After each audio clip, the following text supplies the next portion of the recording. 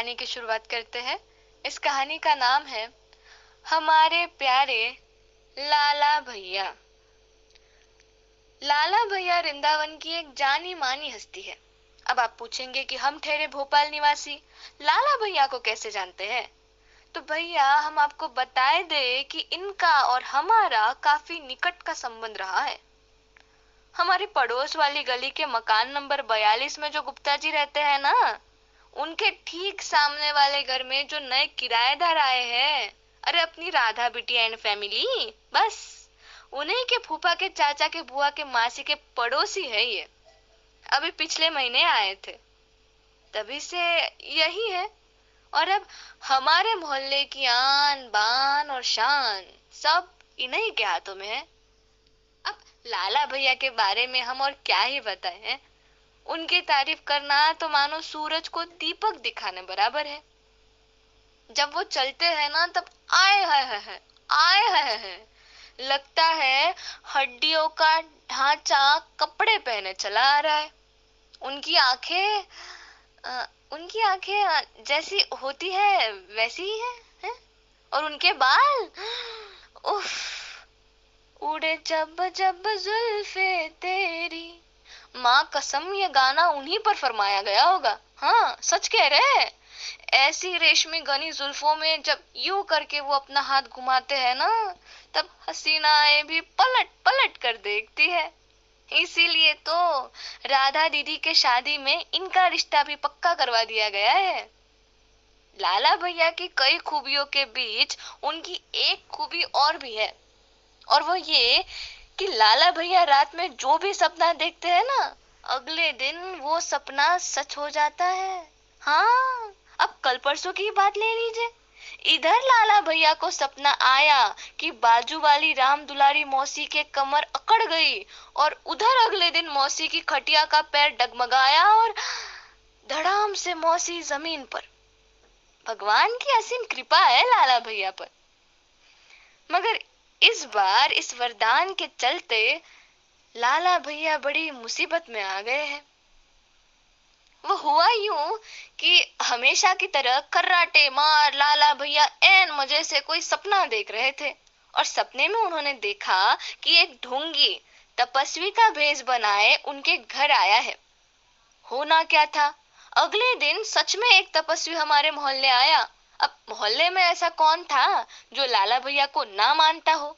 तो भाई जब लाला भैया बोले कि जो तपस्वी ढोंगी है, उन्होंने सपना देखा था, तो पूरे मोहल्ले ने मिलकर तपस्वी को खूब खरी खोटी सुनाई, और उन्हें मोहल्ले से बाहर निकालने ही वाले थे कि अचानक तपस्वी ने अपने कमंडल से जल निकाला और सबसे सामने हीरो बनकर सीना ताने खड़े लाला भैया पर दे छिड़का, और अपनी पूरी जान समेटे तेज आवाज से लाला भैया को ये श्राप दे दिया कि जा, जिस पर तू इतना घमंड करता है ना, तेरे ये बाल अब नहीं रहेंगे, तू टकला हो जाएगा, टकला। पहले तो लाला भैया ने इसे मजाक में ले लिया, मगर रात में रह रहकर उनके कानों में टकला टकला गूंजने लगा। और जैसा हर इंसान को मुसीबत में अपने दोस्त याद आते हैं, लाला भैया ने भी अपने सबसे जिगरी दोस्त यानी कि पिंटू भाई, इनको फोन लगाया और अपनी पूरी उलझन उन्हें बता दी। अरे भाई वो दोस्त ही क्या जो जरूरत में काम न आए हैं। अगले दिन ही पिंटू भाई लाला भैया के सामने उनके मन की शंका दूर करने एक रामबाण तेल लिए खड़े थे।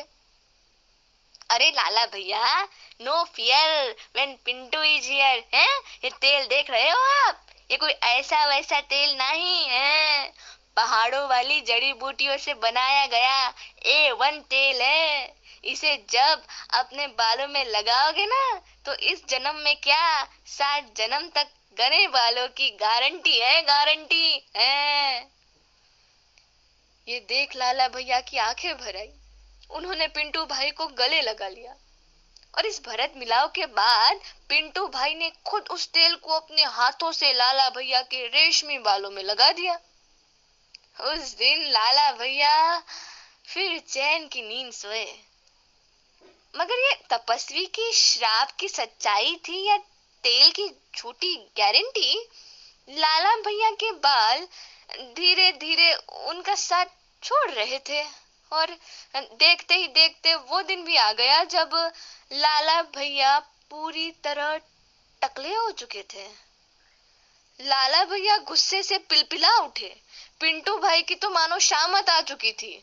और भैया ये बात क्या कम थी कि अगले कुछ दिनों में ही अब लाला भैया की शादी भी होने वाली थी। लाला भैया और पिंटू भाई दोनों की ही हालत अब खराब थी। अब चालू क्या, कोई भी लड़की नहीं करने वाली मुझसे शादी वादी। लाला भैया सिसक सिसक कर रो रहे थे। नहीं नहीं भैया, ऐसा मत बोलो है। अरे मेरे पास इसका एक माइंड ब्लोइंग सोल्यूशन है। हाँ, वो पिक्चरों में लगाते हैं ना नकली बाल, क्या कहते हैं उसे, अरे वो वीग, वही लगा लीजिएगा आप।